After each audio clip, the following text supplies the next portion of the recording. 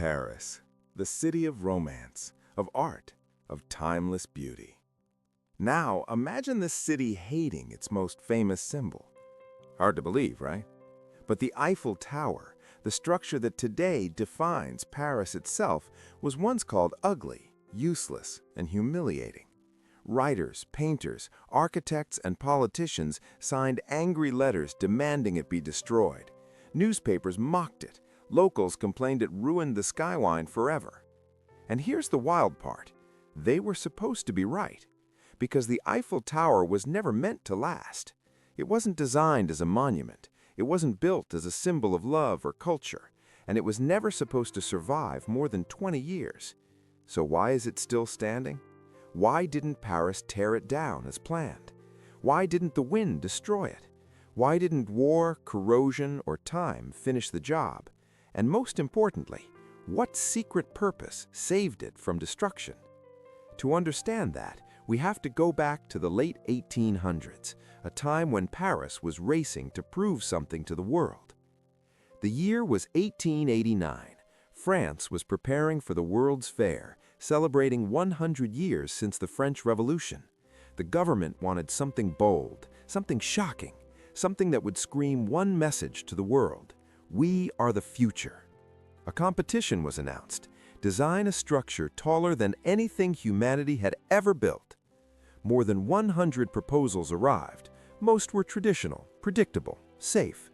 Then came one design that looked completely insane: a massive iron tower, 300 meters tall. No stone, no ornament, no classical beauty, just raw industrial power. The designer was Gustave Eiffel, an engineer, not an artist, and his idea terrified Paris. People feared it would collapse. They feared it would rust. They feared it would turn Paris into a factory, not a city of art. One critic famously wrote that the tower looked like a giant black factory chimney crushing Paris beneath it. And yet, construction began. As the iron pieces rose higher and higher, the protests grew louder. Artists signed petitions. Cafes buzzed with outrage. Everyone waited for disaster. But disaster never came. Instead, something unexpected happened. The tower stood. The tower held. And slowly, against all expectations, the impossible structure became impossible to ignore. Still, the plan remained clear. After 20 years, the tower would be dismantled and sold for scrap. No future, no legacy, no romance. Unless something changed. And that change would turn a hated experiment into the most recognizable structure on Earth. Gustave Eiffel was not trying to impress artists. He was trying to defeat gravity. Unlike the famous architects of his time, Eiffel didn't design palaces or cathedrals. He built bridges, railway structures, metal frameworks that stretched across impossible gaps. To him, iron was not ugly, it was honest. When critics laughed at his tower, Eiffel didn't argue about beauty. He argued with mathematics. Every curve of the tower had a purpose. Every rivet was placed to fight one enemy: wind. At the time, no structure had ever reached such a height using iron alone. Traditional buildings relied on massive stone walls. Eiffel's tower would be thin, open, and exposed. People said it would snap like a matchstick. Eiffel responded with calculations no one had seen before. He designed the tower to bend, not resist. Wind would pass through it, pressure would distribute evenly, force would flow downward instead of breaking the structure apart. This was not architecture, this was physics turned into steel. Construction began in 1887. More than 18,000 individual iron pieces were fabricated with extreme precision. Each part arrived labeled, measured, and pre-fitted. Not a single major accident occurred during assembly, an unheard-of achievement in the 19th century. As the tower grew taller, skeptics waited for cracks. None appeared. The higher it rose, the stronger Eiffel's confidence became. He famously declared, "The tower will be the tallest structure ever built by man, and it will stand." But Eiffel wasn't just building a tower. He was building proof. proof that engineering could surpass tradition, proof that science could redefine beauty, proof that the future didn't belong to stone, it belonged to steel. And yet, even with its successful construction, the tower's fate was still sealed. The contract was clear: 20 years, then demolition. Unless Eiffel could find a reason for the tower to stay. So he searched for something invisible, something powerful, something the government couldn't ignore. And he found it in the air. Just when it seemed the Eiffel Tower's fate was sealed, something invisible changed everything. Not steel, not concrete, not beauty. Radio waves. At the turn of the 20th century, the world was discovering a new force: wireless communication. Messages could now travel through the air faster than any train or messenger. And suddenly, height mattered more than ever. The Eiffel Tower, once mocked as useless, became priceless. Engineers realized that its extreme height made it the perfect antenna. Signals could be transmitted farther, clearer, and faster than anywhere else in France. Gustave Eiffel saw his opportunity.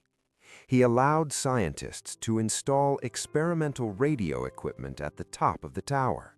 Military researchers soon followed. What began as scientific curiosity quickly turned into national strategy. The French army discovered that from the Eiffel Tower, they could intercept German communications, coordinate defenses, and control vast areas without physical contact. The tower was no longer art, it was infrastructure. When the original 20-year contract expired in 1909, the government faced a choice: destroy a structure that now controlled the skies, or keep it. The decision was immediate. The Eiffel Tower was officially saved, not because people loved it, because France needed it. Ironically, the same critics who once demanded its destruction now depended on it for security. The tower became the nerve center of a new technological age. And that decision would soon prove critical, because Europe was about to enter its darkest chapter. When World War I erupted, Paris was under threat. Armies moved fast, weapons evolved faster.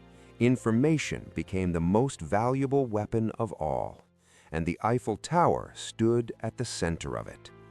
From its summit, French operators intercepted German radio transmissions. Messages meant to remain secret were suddenly exposed. One intercepted signal changed history. In 1914, French intelligence used the Eiffel Tower's radio station to locate advancing German troops. This information helped stop the German army just outside Paris at the Battle of the Marne. Paris was saved. Without firing a single shot, the Eiffel Tower had become a weapon. During World War II, its role grew even darker. When Nazi forces occupied Paris, they understood the tower's power. They attempted to control it. They even cut elevator cables to prevent easy access. Legend says Hitler ordered the tower destroyed if Paris fell. It never happened. Some say sabotage, some say logistics, some say even Hitler understood that destroying it would symbolize defeat rather than victory.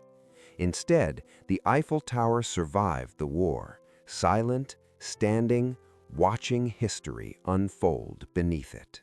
At first glance, the Eiffel Tower looks fragile, thin, open, exposed. And yet it stands firm against storms that destroy modern buildings.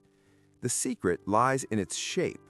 Unlike rigid skyscrapers, the tower curves inward as it rises. This design allows wind to flow through it rather than push against it.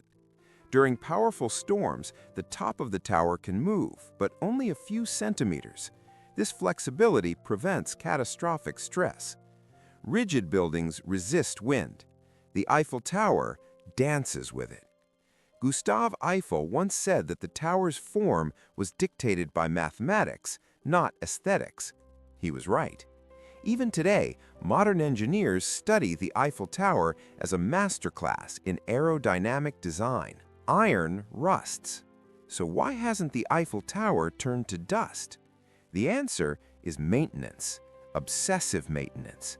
Every 7 years, the tower is repainted from bottom to top.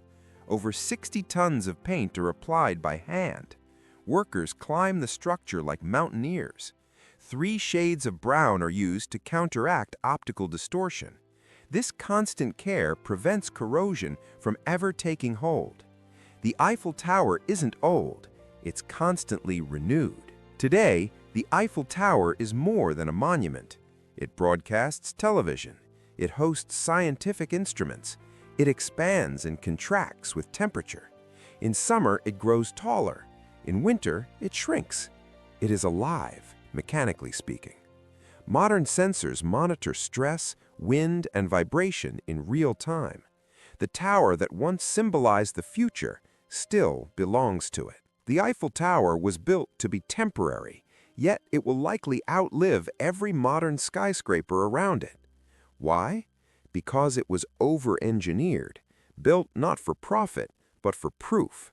It stands as a reminder that sometimes the things people hate the most are the ones that last forever. And if you enjoyed this journey up the Eiffel Tower, from rejection to survival to immortality, there are many more stories waiting. You just have to stay.